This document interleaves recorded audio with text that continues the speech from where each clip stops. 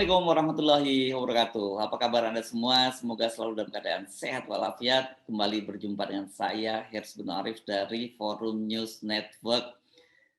Kisruh soal ketua atau wakil ketua MPR dari DPD itu sekarang masih berlanjut karena wakil ketua MPR dari unsur DPD, Fadil Muhammad yang sudah ditarik oleh DPD itu sampai sekarang masih menolak pemecatannya gitu, dan sampai sekarang putusan DPD yakni Tamsil Lindrung juga belum dilantik oleh ketua MPR untuk menjadi wakil ketua MPR. Nah, saya akan mengajak Anda untuk mendiskusikan soal ini dengan seorang pengamat kebijakan publik, ini guru besar kebijakan publik dari Unhas, dan juga beliau ini adalah Direktur Center for Leadership of Indonesia, itu ya, sebuah think tank di Jakarta, yakni Profesor Nur Sadik. Assalamualaikum. Waalaikumsalam Pak Heru. Ya, Sehat? gimana kabar? Sehat ya? Kelihatannya. Alhamdulillah. Ya, sekarang. Oke, bagaimana Anda mengamati soal kisruh ini? Bukankah sebenarnya harusnya soal begini ini tidak perlu ditunjukkan pada publik, ada seorang pejabat itu terkesan kok mempertahankan jabatannya meskipun mandat yang diberikan oleh DPD sudah dicabut. Ya, jadi kebijakan publik itu pertama, whatever government choose to do or not to do. Ya. Jadi apapun yang pemerintah lakukan maupun tidak lakukan itu adalah suatu kebijakan. Ya. Melantik Tamsil Lindrung sebagai wakil ketua MPR itu adalah suatu kebijakan publik. Ya, tidak melantik juga adalah suatu kebijakan. Ya. Tetapi dalam konteks ini, karena ini adalah suatu proses politik, sehingga kita semua anak bangsa mempunyai keprihatinan akan turun rembuklah memberikan saran dan pikiran-pikiran bagaimana republik ini dimanage ke depan lebih baik lagi. Ya. Pertama, ini adalah posisi wakil ketua MPR itu adalah posisi yang dipilih oleh wakil rakyat. Oke, lewat DPD. DPD ini adalah perwakilan dari daerah-daerah. Sementara pemegang kekuasaan tertinggi itu adalah rakyat. Pemegang saham itu rakyat, pemegang saham kekuasaan rakyat. Nah, itu dituangkan, makanya sila kerakyatan kita itu dalam Pancasila, dalam sila keempat dikatakan kerakyatan yang dipimpin oleh hikmat kebijaksanaan dalam permusyawaratan perwakilan. Nah, perwakilan inilah yang di DPD ini dijelmakan oleh rakyat. Memilihlah wakilnya yang ada di MPR. Nah, dalam proses ini, jadi hubungan DPD dengan Pak Fadil adalah sebenarnya hubungan MPR-nya, bukan DPD. Kalau dia wakil rakyat dari Gorontalo, urusan antara Pak Fadil dengan rakyat Gorontalo yang diwakili. Tetapi ini hubungan antara yang diwakili di MPR itu DPD-nya dari seluruh Indonesia di MPR. Dalam politik, karakter politik itu cuma dua. Ada yang mendukung dan ada yang tidak mendukung. Ada kawan, ada lawan. Itulah sifat politik. Ada partisipasi, ada konflik, ada kompetisi. Kapan kita berkompetisi dan kapan kita berteman, ada waktunya gitu ya. Nah, dalam konteks ini semua prosedurnya rakyat DPD-nya sudah memilih lewat suatu paripurna, kemudian sudah ditandatangani lewat berita acara dari pimpinan DPD waktu itu. Kemudian dalam proses DPD juga sudah melakukan restrukturisasi, pergantian tempat ke tempat yang lain, dan pada saat itu DPD-nya mengangkat Pak Tamsil Lindrung mewakili mereka ke MPR dan menarik dukungannya dari Fadil Muhammad untuk duduk di MPR dan diberikan dukungan kepada Pak Tamsil Lindrung. Ini adalah suatu proses politik yang legal, resmi oleh supra sistem politik. Ini mesin politik resmi ini, MPR ini yang memilihnya, sehingga ya rakyat bisa melihat bahwa seharusnya supaya tata kelola pemerintahan ini berjalan dengan baik, ya seharusnya MPR cepat melaksanakan apa yang dikehendaki oleh bapak-bapak di Dewan Perwakilan Rakyat daerah kita di Republik Indonesia ini. Oke, jadi sebenarnya tidak boleh masuk ke wilayah internal ya. Wilayah internal biar diselesaikan oleh DPD, tugasnya itu begitu disodorkan itu harus langsung dilantik, begitu?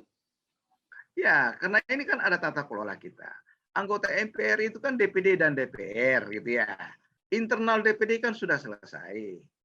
Sudah dipilih oleh perwakilan DPD untuk melalui suatu pemilihan dan ada kebetulan Pak Tamsil mendapat suara terbanyak dalam pemilihan itu. Kan ada beberapa calon tuh. Dan DPD juga sudah mengirimkan ke MPR. Nah, karena ini posisi di wakil ketua MPR, pasti MPR lah yang melakukan rapat paripurna lagi untuk menentukan wakil MPR dari DPD. Dan itu mungkin harus lewat suatu sidang paripurna lagi. Ya, di MPR, bukan lagi di DPD, karena ini bola sekarang di MPR gitu ya. Tetapi kan saya kira kalau rapat paripurna MPR ini kan terlalu besar. Apakah ini bukan soal administrasi saja ini, Prof? Ya itu tadi persoalan administrasi. Ya. Ya, karena enggak mungkin MPR lagi terlalu banyak mencampuri urusan internal DPD. Ya. Karena DPR RI kan nggak tahu menahu tentang DPD itu. Betul. Itu persoalan administrasi aja. Supaya administrasi pemerintahan. Namanya SANKRI, Sistem Administrasi Negara Kesatuan Republik Indonesia ini berjalan dengan baik. Kebetulan saya pengajar SANKRI ini. Ya, Sistem Administrasi Negara Kesatuan Republik Indonesia harus berjalan dengan bagus. Ya. Apa konsekuensinya nih dari berlarutnya ini, Kak, berlarutnya pelantikan ini? Ya tentu pelayanan. Ya, karena pemimpin publik itu harus melayani publik.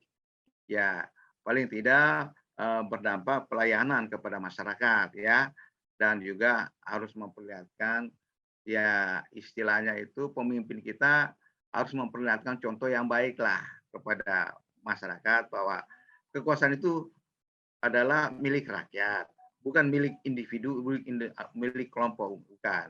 So put people first, tempatkanlah rakyat di atas segala-galanya, bukan di atas kepentingan kelompok, apalagi kepentingan pribadi, gitu ya. Jadi tentu kita utamakan rakyatlah yang paling penting yang dilayani supaya jangan terganggu pelayanan itu. Kalau ketuanya di situ tidak ada yang mengisi kan otomatis mungkin mempengaruhi pelayanan baik administratif maupun di lapangan. Nah, tapi sejauh ini kan Pak Fadil Muhammad masih bersikeras gitu. Dia merasa bahwa penarikan dirinya itu tidak sah gitu secara hukum, tidak prosedural, tidak secara hukum. Apakah bisa dilakukan semacam itu? Sebenarnya karena jabatan politik, ya kita kembalikan kepada orang yang memilih. Karena di politik itu kan cuma hubungan antara yang memilih dengan yang dipilih, Pak. Ya. Jadi tidak ada artinya leadership itu tanpa komunikasi antara hubungan yang memilih dengan yang dipilih. Gitu ya. Nah, hubungan yang memilih dan dipilih ini adalah situ ditandai dengan suatu katakanlah dari DPD itu ada surat yang dikeluarkan dengan mosi tidak percaya misalnya. Ya kan ya. Kan ada hal-hal yang mengindikasikan hal-hal yang kurang bagus hubungan itu, sehingga ada penolakan lah, ditarik lagi lah gitu ya dukungan itu. Saya cuma melihat dari segi proses politiknya ya, karena ini adalah suatu proses politik, jabatan politik, sehingga mungkin baiknya seyogianya kita selesaikan dengan pendekatan politik dan proses politik juga. Sehingga kalau seandainya ada hal-hal yang Pak Fadel menganggap kurang puas dan kurang berkenaan, ya konsultasikan kepada orang-orang yang memilih tadi, orang-orang yang memilihnya tadi, karena mandat itu didapat dari sana. Apa persoalannya? Bagaimana? Apakah ada kemungkinan Pak Fadil memperbaiki? Ya, sehingga kesempatan itu diberikan lagi atau bagaimana ya? Itu kan persoalan komunikasi antara DPD itu dengan Pak Fadil. Tapi kalau sudah keputusan akhir adalah menarik dukungan lewat suatu paripurna, itu juga suatu hal yang legal gitu ya, yang harus diikuti gitu ya. Jadi kembali lagi kepada proses itu, sekali lagi komunikasi dan hubungan antara yang memilih dan dipilih. Ya, saya rasa begitu. Nah, kalau begitu apa yang bisa dilakukan oleh pimpinan DPR atau katakanlah anggota-anggota DPD ini? Karena sampai sekarang kemudian dengan saya duga ini karena dalih dengan bahwa ada ketidakpuasan dengan Pak Fadel sampai sekarang kemudian Pak Tamsil belum dilantik. Ya saya rasa ya pimpinan MPR harus mengambil sikap, ya harus menyetujui dengan apa yang dikirimkan oleh anggota DPD gitu ya. Karena saya rasa sebagai pimpinan tentu memfasilitasi apa keinginan dari anggota-anggota MPR itu gitu ya. dalam konteks ini adalah ya berapa banyak jumlah anggota DPD yang itu adalah bagian dari sebagai anggota MPR juga. Nah, apakah kasus semacam ini itu bisa dibawa ke ranah hukum ya? Ya, kalau ada kriminal dan Ah, ada perdata itu urusan hmm, pengadilan, urusan polisi gitu ya. mhm, Biarkanlah itu berjalan. Tapi dalam konteks ini kita melihat dari proses politiknya aja ya. oke, ya, Ya, ya, kalau seandainya Pak Fadel merasa ini mhm, ada hal-hal kriminalnya, ada masalah perdatanya, pidananya, silakan aja melapor mhm, ke mhm, yang yang bertanggung jawab yang akan menyelesaikan persoalan itu. ya, Tapi ini kan urusan dulu politik yang persoalan pilih memilih, ya ya. wakil mewakili gitu ya. Ini adalah karakter sistem politik kita. Ya, ya, ya. Artinya, kalau soal ini saya menduga ini kan soal administrasi ya, soal bisa digugat ke administrasi negara atau atau hukum tata negara gitu ya. Kalau yang soal ini kan bukan persoalan unsur, kalau unsur pidananya itu karena ada soal misalnya pemalsuan tanda tangan atau apa gitu. Ya, kalau ada hal-hal seperti itu ya mungkin aja, Hmm, silakan aja diverifikasi ya. hmm. Karena ini kan kita mencari kebenaran ya. Ya, ya, Proses itu berjalan dengan bagus hmm, dan orang-orang yang ada di sana kan ada semua mungkin orang-orang semua gitu kan ya. ya, ya. Ya. Bagaimana Profesor Ah, Nur Sadik melihat fenomena ini? Ada seorang pimpinan gitu yang diberi mandat oleh para anggota-anggota DPD, tapi kemudian ternyata dinilai bahwa dia tidak menjalankan atau tidak mewakili aspirasi itu dan kemudian ditarik lagi. Gitu. dalam dukung-mendukung itu di politik biasa ya. Ya, mhm, Ya, dalam mendukung-mendukung itu di politik biasa. Ya, ya kita beberapa contoh misalnya kasus Profesor Habibie yang waktu itu hmm, laporan pertanggungjawabannya tidak ditolak. diterima oleh DPR biasa buat dia ya. Nah, Ya, jadi karena itu bukan milik kita. ya, Kekuasaan itu bukan milik kita, itu mungkin mhm, publik. Jadi jangan sampai kita melihat itu ya, itu milik kita, milik pribadi enggak, itu milik rakyat. Sehingga pada saat rakyat mau mengambilnya silakan ya. Oh bukan milik kita itu. Ya mhm, rakyat kalau Pak Habibie mengatakan kalau Anda tidak menyetujui laporan, saya itu tidak mau lagi dicalonkan.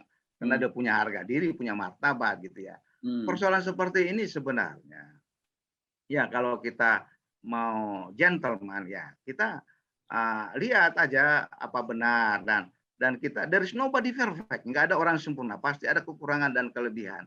ya, ya, Ya, ya. Jadi kita melihat aja mana kalau kesalahannya terlalu banyak, tidak uh, dan ini menyangkut hak seseorang yang dipilih dan memilih kan ya. ya, ya, Nah, ini lagi yang harus maaf, harus dihormati ya, harus dihormati oleh para pemilih dan orang yang dipilih juga. mhm, Orang yang dipilih juga menghargai orang yang memilih dan orang yang memilih juga harus menghargai orang yang dipilih.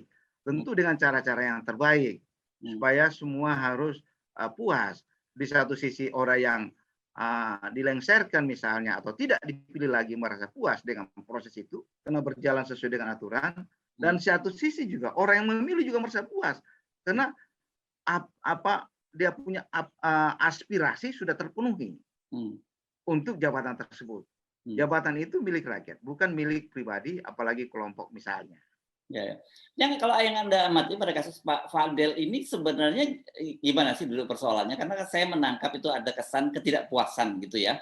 Ya, Mereka yang memberikan mandat kepada Pak Fadel gitu karena dianggap Pak Fadel tidak menyuarakan kepentingan atau menyuarakan aspirasi anggota DPD tapi lebih pada kepentingan pribadinya sendiri gitu. nah itulah internal anggota DPD karena kita ini bukan anggota DPD. Ya, Ya, jadi orang DPD lah yang mengerti persis akan hal itu. ya, Sekali lagi saya katakan ini hubungan antara yang diwakili dan mewakili gitu ya. ya, Kalau orang yang diwakili itu merasa mhm, tidak mau terpenuhi aspirasinya, ya wajar-wajar aja mhm, mempertanyakan dan mhm, sampai-sampai akhirnya menarik dukungan itu. mhm. Ya, ini kan sudah terjadi gitu ya. Ya, ya, Kita sebagai pengamat, kita sebagai warga biasa melihat kondisi ini ya baru memberikan pikiran-pikiran bagaimana baiknya ke depan Republik kita. ya. Apalagi ini adalah lembaga tinggi negara gitu ya. Ya, jadi ini Ya, sebenarnya soalnya simpel banget ya sebenarnya ya. Simple sebenarnya. So Nah, the beauty of simplicity, aha, keindahan dari berpikir yang simple itu, ya, ya sehingga yang dipilih itu juga tadinya Pak Fadel harus dihargai, dia punya harga diri, ya, martabatnya dengan cara yang terhormat juga. aha, Dan yang mengganti dia juga harus dengan cara-cara yang terhormat juga. mhm, Dan tidak merasa, dia merasa ya kata orang ada disolimi kah, ada di ini kan kayak. mhm, mhm, Tapi itu nggak perlu terjadi karena sekali lagi ini kekuasaan milik rakyat, mhm, bukan milik pribadi, bukan milik golongan. mhm. Jadi mata-mata kepentingan lembaga di sini. Dalam konteks ini DPD sebagai lembaga tinggi negara. Ya, kan prosesnya melalui sidang paripurna di DPD. Apakah itu bukan sebuah proses yang prosedural dan juga cukup terhormat? Ya, ya. Saya rasa kalau itu sih saya melihat dengan dokumen-dokumen yang ada, dengan Ya, fakta yang ada, saya rasa sudah melalui proses yang bagus. ya, Ya, mhm, sesuai dengan aturan yaitu ada rapatnya lah ya. mhm, Ya, rapat ya. Sehingga apa namanya dan ada beberapa calon gitu ya. mhm. Ya, ada beberapa calon dan di antara yang terpilih itu kan ada satu orang yang terpilih kan nggak mungkin terpilih semua atau Ya, terpilih ya, dua, ya, ya. ya kan ya. Ya Mhm. itulah the magic of box itu. Karena Nah, dari box itu keluar pemimpin kita. ya, Jadi kehebatan dari box tempat memilih itu ada juga Pak Heru. Karena ya, dari box itulah lahir pemimpin itu ya. ya, ya, ya, ya, ya. Ya, jadi artinya sebenarnya tidak perlu terjadi dispute semacam ini kan, seharusnya ya. Tidak perlu. Dia Hmm, harusnya kan kita itu kekeluargaan ya. mhm, Harusnya dimusyawarahkan baguslah antara Pak Fadel dengan teman-teman yang ada di DPD itu. heeh, Bagaimana jalan terbaik sehingga masing-masing ya ya mungkin ya itu tadi karena ada pergantian silih berganti lah gitu ya kepemimpinan itu ya. heeh, Ya. Karena bukan berarti di tempat itu saja orang bisa berarti. Pak Fadel mungkin jauh lebih berarti nanti di tempat yang lain lebih hebat lagi gitu ya. ya, ya, Ya ya, kan? ya, Ya, pasti ya teman-teman mungkin di DPD Republik Indonesia tentu akan menempatkan posisi yang lebih terhormat lagi untuk Pak Fadel ya. setelah di situ tempatnya misalnya. Ya. Nah, karena kita bicara dari sisi kebijakan publik gitu ya, apa ini impact-nya? Karena bagaimanapun mereka ini kan adalah pejabat-pejabat yang elected gitu ya, bukan appointed ya. Dan jadi Ya, dan ini kan benar-benar sangat, sangat tergantung persepsi publik terhadap mereka. Kalau terjadi ribut-ribut semacam ini kan bisa menimbulkan persepsi negatif, itu baik pada lembaga maupun terhadap individu-individu yang terlibat di dalamnya. benar. Jadi kita harapkan supaya lembaga-lembaga kita ini smooth dalam pergantian-pergantian kepemimpinannya Hmm. dan ya kita ikuti aturan-aturan ya, Ya. proses ya. Hmm. Jadi the genius of democracy sebenarnya prosesnya. Hmm. Kehebatan dari demokrasi itu adalah prosesnya, bukan hasilnya. Nah, Hmm. ini hebatnya ini kan sudah diadakan pemilihan. Ya. Artinya proses demokrasi sudah dilewati, ya Ya. kan? Hmm. Ya, kenapa dunia ini memakai sistem demokrasi? Karena kehebatannya tadi itu di Ya. prosesnya. Hmm. Ada proses, bukan hasilnya. Hmm. Kalau proses tidak bagus, hasil pasti tidak baik, Ya. ya kan? Nah, Hmm. ini proses yang saya lihat pemilihan-pemilihan itu sudah terjadi. Ya. Ada pertanggungjawaban mungkin yang diwakili tidak Hmm. merasa puas Hmm. dan meminta pertanggungjawaban dari yang mewakili dan Hmm. komunikasi sudah terjadi sehingga keputusan ini keluar lagi. Karena Ya. keputusan ini nggak mungkin terjadi begitu saja. Pasti ada alasan di antara bapak-bapak yang ada di DPD RI. Hmm. Ya. Ya. Ya. Ya. Ya. Ya. Oke. Nah, tapi kalau jadi berlanjut begini, ini saya kira itu yang tadi saya singgung itu persepsi publik dan padahal untuk pejabat-pejabat yang elected begini persepsi publik itu sangat, sangat penting gitu ya. Iya, jadi politik itu adalah persepsi. Ya. Ya, ya persepsi. Persepsi kita itulah yang mewakili apa yang kita lihat sebenarnya. Hmm. Ya kan? Olehnya itu di dalam apa namanya demokrasi aturannya memang akan ada batas waktunya tuh. Ya. Ada batas waktu tempat pejabat publik itu tidak bisa kosong, harus terisi. Ya. Ya, jadi semakin mendekati waktu tertentu itu, alangkah baiknya kalau itu sudah diselesaikan dengan cepat, sehingga ada waktu yang diberikan kepada pimpinan yang baru itu untuk mengagendakan apa yang harus dilakukan untuk kepentingan rakyat, ya, untuk kepentingan rakyat, kepentingan daerah-daerah yang diwakili. Karena tidak ada DPD itu tanpa daerah-daerah yang diwakilinya. Olehnya itu sekali lagi, ya cukup mungkin hal ini bisa diselesaikan dengan bagus. Sekali lagi, saya juga mungkin baiknya DPD juga memberikan posisi-posisi terbaik, terhormat untuk Pak Fadel, ya, di mana dengan proses pelantikan juga dilakukan dan semuanya merasa puas. Yang diwakili juga merasa puas, yang mewakili lagi juga merasa terhormat, begitu. Oke, clear itu. Tapi saya ingin sedikit evaluasi Anda sendiri tentang posisi dari lembaga DPD ini ya. Bagaimana nih dari sisi kebijakan publik? Karena bagaimanapun juga lembaga ini banyak sekali keterbatasannya, gitu ya. Dia tidak sama dengan kamar sebelahnya sama DPR yang punya fungsi legislasi dan fungsi anggaran. Dia hanya punya fungsi pengawasan. Saya pernah rapat waktu itu merumuskan undang-undang pemerintahan daerah nomor 32 itu ya, sebagai panja yang mewakili DPR waktu itu. Jadi sering sekali rapat antara DPR dengan DPD. Saya mewakili DPR waktu itu sebagai tim ahli DPR dari beberapa universitas di Indonesia. Ada dari UI, ada dari Bogor, UGM, dan dari Hasanuddin waktu itu. Saya mewakili Hasanuddin waktu itu. Dan saya melihat langsung memang, jadi memang ada perbedaan antara DPD dan DPR. Ya, katakanlah DPD memasukkan saran aja. Persoalan nanti diterima atau tidak diterima urusan lain lagi. Ya kan, tempatnya pun juga berbeda gitu ya. DPD tempat lain, DPR tempat lain ya. Jadi ada suatu hal yang saya anggap tidak dalam kondisi yang similar, artinya posisi yang sama gitu ya. Padahal Setara equality ya. ya ada ketimpangan sedikit di situ dari segi haknya suara. Padahal kok eksistensi mereka ini luar biasa. Kalau DPD ini kan mewakili rakyat langsung ya, dia bebas ya tanpa ikatan sama partai politik ya kan. Kalau DPR kan memang politik ya, artinya tidak ada orang yang menjadi anggota DPR tanpa anggota partai politik. Kalau DPD enggak, tapi yang kita cari bagaimana supaya keseimbangan posisi ini sama. Saya kira hampir 2 kali mengikuti pemilu di Amerika Serikat ya. Ya, 2 kali kepresidenan saya ikut di sana dan melihat ya anggota Senat itu kan namanya senator, itu 4 tahun periodenya. Anggota Kongres itu adalah 2 tahun periodenya. Presiden juga 4 tahun periodenya. Jadi senator itu sangat mulia, sangat terhormat itu ya.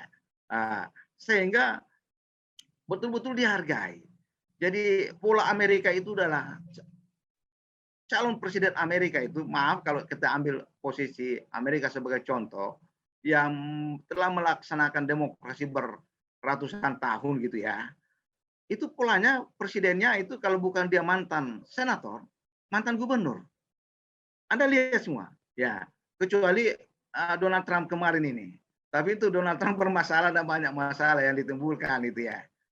Tapi anyway, kita harus melihat bagaimana DPD ini mempunyai tempat yang pas memang di struktur kenegaraan kita, struktur lembaga tata kelolanya. Ini yang kita harus ke depannya harus mempunyai posisi yang sama mungkin dengan DPR RI begitu.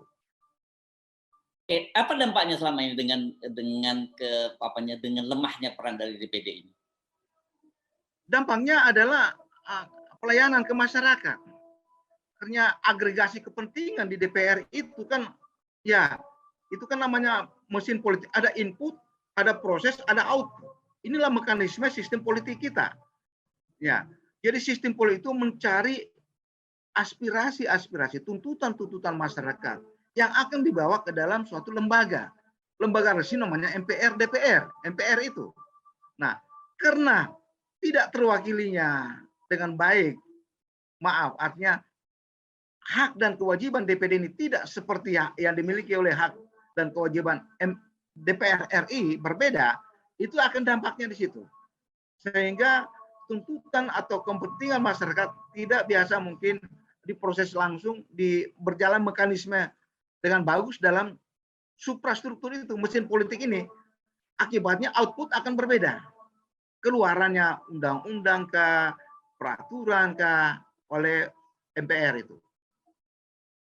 Jadi saya kira ini masih banyak hal yang mesti dibenahi gitu. Apalagi kemudian sekarang ini di partai politik terutama orang melihat cenderung ke posisi ketua umum itu sangat dominan dengan adanya lembaga recall.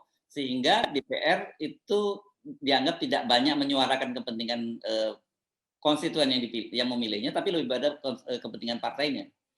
Ya, jadi begini Pak Heru, kalau kita mau jujur, ya setelah dia terpilih dari DPR, itu kan wakil rakyat. Karena rakyat yang memilih, bukan lagi wakil partai. Ya. Tapi kan masalahnya sekarang dia wakil partai. Ya. Jadi kalau mau jujur nggak ada fraksi di DPR itu. Ya langsung dia wakil rakyat. Ya kan? Ya langsung yang ada adalah anggota partainya aja. Komisi-komisinya kan sudah ada tuh. Komisi ini, komisi ini. Jadi betul-betul murni mewakili rakyat lagi. Ya. Tapi kalau disuruh memilih, mana memilih kepentingan partai atau kepentingan rakyat? Ya kan? Iya kan? Mungkin saya berada di sini karena partai mungkin. Tapi yang memilih rakyat. Jadi memang kita harus lihat, ya. Jadi pembangunan politik di negara kita ini paling tidak ada dua hal, ya. Yang pertama, implementasi demokrasi itu sendiri. Yang kedua, memilih sistem yang cocok dalam pemilihan umum, yang cocok dengan masyarakat Indonesia yang plural, majemuk, artinya pluralistis. Saya ambil contoh saja di Amerika, dia memakai sistem yang namanya electoral college dengan popular vote. Dia menggabungkan antara suara terbanyak dengan perwakilan. Betul. Ya, nah kita ini mengandalkan suara terbanyak aja. Padahal di demokrasi kita itu pasal 4 kerakyatan yang dipimpin oleh hikmat kebijaksanaan dalam permusyawaratan perwakilan. Ini pernah ada perwakilan kita. Jadi anggota presiden dipilih oleh rakyat, oleh DPR, MPR itu kan dulu ya.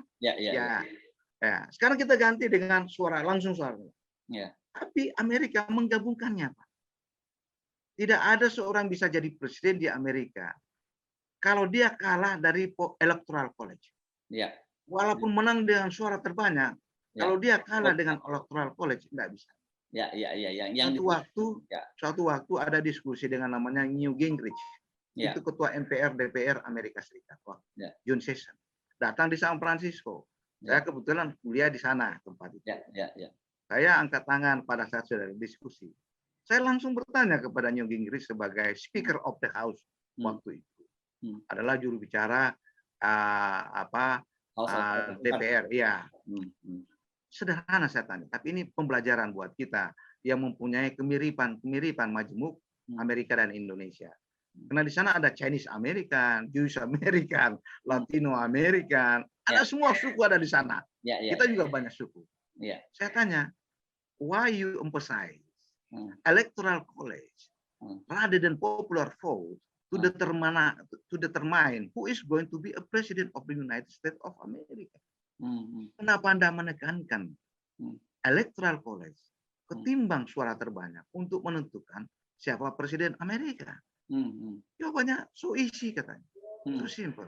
There is no United States of America without California, without Pennsylvania, without Chicago, without Texas. Tidak ada Amerika ini tanpa negara bagian itu.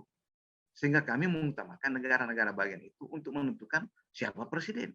Walaupun itu dalam kasus-kasus tertentu, kadangkala elektoral menang.